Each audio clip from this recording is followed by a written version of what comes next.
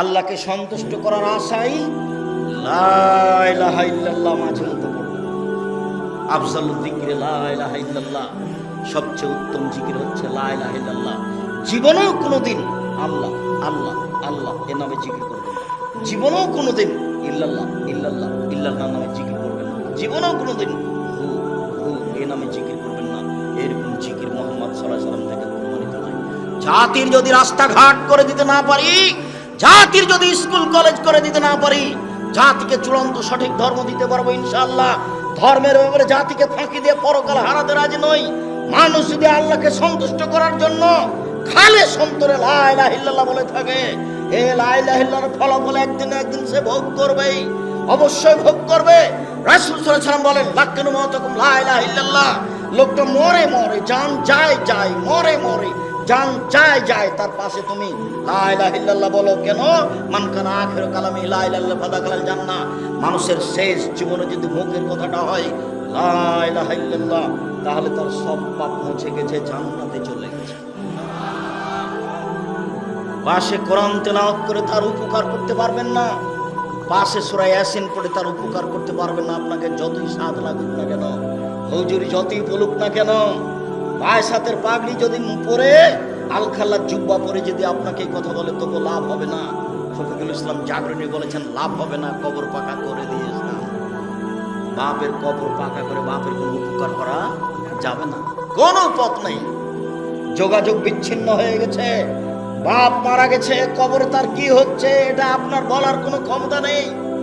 অর্থ সম্পদ রেখে গেছেন, আপনি লুটে ভোগ করছেন। দুটা পথ আছে, একটা পথ আপনি তার জন্য ক্ষমা চান, আল্লাহ তুমি আমার বাপকে মাফ করো। একটা পথ তার নামে দান করুন। ছবিটা সুন্দর করে সাজিয়ে বাড়িতে রাখেন না। ও সন্তান সেই যে সাজিয়ে রেখে যা বাপের ছবি, সেই অশিক্ষিত সন্তান সেই যে বাপের ছবি বা সুন্দর করে সাজিয়ে রেখেছে। মূর্খ সন্তান সেই যে তার বাপের মায়ের ছবিকে সুন্দর করে সাজিয়ে রেখেছে। ভদ্র উচ্চ শিক্ষিত, ভদ্র নম্র উচ্চ শিক্ষিত সেই ছেলে, যেই ছেলে বাপকে কবর দিয়ে এসে বাপের একটা হজ করা ছবি ছিল পাসপোর্ট সাইজের, তাকে টুকরো টুকরো করে ছিঁড়ে ফেলে কবরের পাশে গিয়ে বলছে, আল্লাহুম্মা গফির লাবি ওয়ারফা দারজাতাহু ফিল মাহদিন ওয়াফসালাহু ফি কবরি ওয়া নাফির লাহু ফিহি। আল্লাহ তুমি আমার বাপকে ক্ষমা করো, আল্লাহ তুমি আমার বাপকে উচ্চ মর্যাদাশীল অধিকারী করো, আল্লাহ তুমি আমার বাপের কবরের শাস্তি মাফ করে দাও, তুমি আমার বাপের কবরকে আলোকিত করো, তুমি আমার বাপের কবরকে প্রশস্ত করো। তারপরে জানাজার দোয়াটা পড়বে। এ হলো সবচেয়ে ভালো ভদ্র নম্র উচ্চ শিক্ষিত ছেলে। সম্মানিত দিনী ভাই বোন, আমি বলছিলাম এখানে রাসূল সাল্লাল্লাহু আলাইহি সাল্লামের কথাগুলি শিষ্টাচার বলতে গিয়ে আবু হুরায়রা রাদিয়াল্লাহু তাআলা আনহু বলেন, রাসূল সাল্লাল্লাহু আলাইহি সাল্লাম বললেন, মনে রেখো, আর রহমান শাহনাতুন মিনার রহমানে, নরম আচরণ রহমান থেকে নির্গত হয়েছে। রহমান বলেন, মান অসালাকে অসালতুহু, মনে রেখো নরম আচরণ তোমাকে যে গ্রহণ করবে আমি আল্লাহ তাকে গ্রহণ করব। শুনে রেখো নরম আচরণ তোমাকে যে ছেড়ে দিবে আমি আল্লাহ তাকে ছেড়ে দেব। নরম আচরণ নেই যার, আল্লাহ নেই তার। নরম আচরণ নেই যার, আল্লাহ নেই তার। রাসূল সাল্লাল্লাহু আলাইহি সাল্লাম বলেন, আয়েশা রাদিয়াল্লাহু তাআলা আনহার বিবরণ, আর রাহিমু মুআল্লাকাতুন বিল আরশে, নরম আচরণ আরশকে ধরে এভাবে ঝুলন্ত অবস্থায় আছে। নরম আচরণ আল্লাহর আরশকে ধরে এভাবে ঝুলন্ত অবস্থায় আছে। নরম আচরণ ঝুলন্ত অবস্থায় থেকে বলে, মান ওয়াসালানি ওয়াসাহুল্লাহ, আমাকে যে গ্রহণ করবে আল্লাহ তাকে গ্রহণ করবেন। ওমান কাতানি কাতাহুল্লাহ, আমাকে যে ছেড়ে দিবে আল্লাহ তাকে ছেড়ে দিবেন। মনে রাখবেন, নরম আচরণ দিয়ে অনেক কিছু করা যায়। নরম আচরণ দিয়ে আল্লাহকে সন্তুষ্ট করা যায়। আবু জার গেফারি রাদিয়াল্লাহু তাআলা আনহু বলেন, রাসূল সাল্লাল্লাহু আলাইহি ওয়াসাল্লাম বলেছেন, মান আহাব্বা আন ইউবসাতা লাহু ফি রিজকিহি, যে চায় তার রুজি বেশি হয়ে যাক, তার টাকা বেশি হয়ে যাক, যে চায় তার রুজি বেশি হয়ে যাক, তার টাকা বেশি হয়ে যাক, ওয়া ইউনসাহু লাহু ফি আসরিহি, তাকে আল্লাহ একটু বয়স বেশি দিয়ে দেখ, ফালিয়াসিল রাহিমাহু, সে যেন নরম আচরণ করে। এই ছেলে, বলো তো কি করলে বয়স বাড়বে? নরম আচরণ। বলো তো কি করলে রুজি বেশি হবে? নরম আচরণ। মনে থাকবে না? যারা দিন রাত টেনশন ভোগ করছে যে টাকা পয়সা সব হারিয়ে গেল, ব্যবসা বাণিজ্য মার গেল, তাকে কি করতে হবে? নরম আচরণ গ্রহণ করতে হবে। আরেকটু জরুরি, রাসূল সাল্লাল্লাহু আলাইহি ওয়াসাল্লাম বলেন, লা তারুদুল কাদারা ইল্লা দুআ। দোয়া প্রার্থনা ভাগ্যকে পরিবর্তন করতে পারে।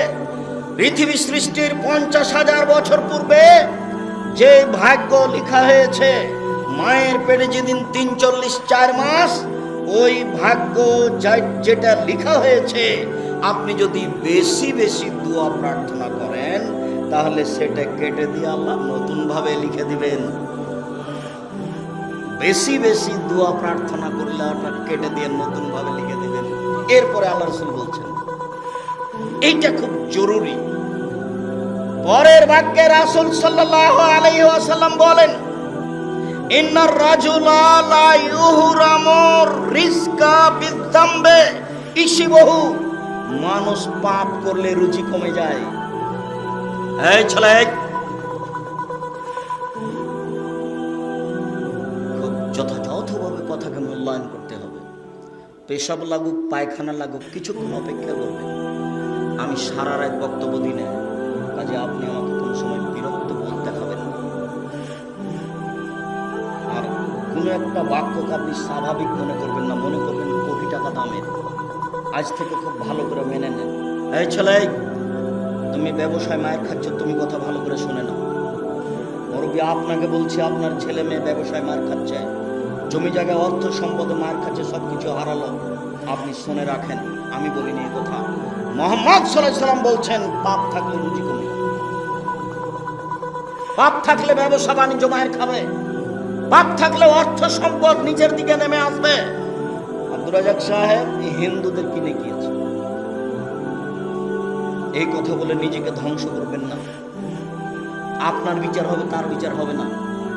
অতএব তারটা দেখে আপনার কোনো লাভ নেই, তার বিচারই নেই, তার দাড়ি পাল্লাই নেই, তার ওজনই নেই, তার হিসাব নিকাশই নাই। ফিনারে জাহান্নামে খালিদিনা ফিহা, সে চিরদিন জাহান্নামে থাকবে। এই নিয়ে আপনার মাথা ব্যথার প্রয়োজন নেই। আমি বললাম যে 4 শ্রেণীর মানুষের কবরের শাস্তি হবে না। 1, রাতে সূরা মুলক পড়ে যে। 2, শহীদ হয় যে। 3, পেট ব্যথায় মারা যায় যে। 4, জুমার দিন শুক্রবারে মারা যায় যে। তখন একটা ছেলে বলছে, ও আব্দুর রাজ্জাক সাহেব, হিন্দু যদি জুমার দিনে মারা যায়, এটা কি কোনো উত্তর হলো? খুব পাপী যদি মারা যায়, তা আপনি ওই দিকে গেলেন কেন? আপনি পিছন দিকে গেলেন কেন? আপনি এটা আল্লাহর একটা রহমত, দয়া, এদিকে থাকেন। আপনি এটা ভোগ করেন যে আমার মরণটা জুমার দিনে হলে ভালোই হবে। আজ থেকে আপনি দোয়া করতে থাকেন। আল্লাহ নবী বলেছেন, এই কথা তো আমি বলিনি। 4টার মধ্যে সহজ কোনটা বলেন তো দেখি? 3টাই কঠিন। জুমার দিনে মারা যাবে কিনা বলতে পারি না, শহীদ হয়ে মারা যাবে কিনা বলতে পারি না, পেট ব্যথায় মারা গেলে কোন ব্যথাটা বলতে পারি না, কিন্তু রাতে সূরা মুলক পড়বো, এটা নিজের ব্যাপার। সূরা মুলকের আর একটা ঘটনা আছে। আল্লাহ নবী বলছেন, যেই সূরা মুলক পড়বে, বিচারের মাঠে সূরা মুলক এমন ভাবে তার পক্ষে লড়বে, যতক্ষণ পর্যন্ত ক্ষমা না হবে ততক্ষণ পর্যন্ত সূরা মুলক যাবে না। আগে ক্ষমা, তারপরে সরব। আল্লাহ বলবেন সরব না, আগে ক্ষমা হতে হবে, তারপরে। যার জন্য আপনাকে বলি, আমি কোরআন মাজিদ পড়তে শিখুন, সূরা মুলক পড়তে রাতে অভ্যাসী হবে। বলছিলাম, সম্মানিত দিনী ভাই, মানুষ যদি রুচি বেশি করতে চায়, মানুষ যদি তার বয়স হায়াত বেশি করতে চায়, তাহলে সদাচরণ করতে হবে, জরুরি। মানুষ যদি অর্থ সম্পদ বেশি করতে চায়, তাহলে পাপ থেকে বেঁচে থাকতে হবে। যুবক, তোমাকে আমি বহুদিন বলেছি, এই মোবাইল তুমি আবার ব্যবহার করিও না। ছোট মোবাইল ব্যবহার করো, যাতে ল্যাংটা মেয়ে দেখা যায় না। জাতি ধ্বংস হলো ল্যাংটা মেয়েকে দেখে, মহিলারাও ধ্বংস হলো নগ্ন মেয়েকে দেখে। অতএব পরকাল হারায়েন না এইভাবে গোপন পাপ করে। বিচার একদিন হবে এইভাবে, তখন কঠিনভাবে ঠেকে যাবেন, রক্ষা করার কেউ থাকবে না।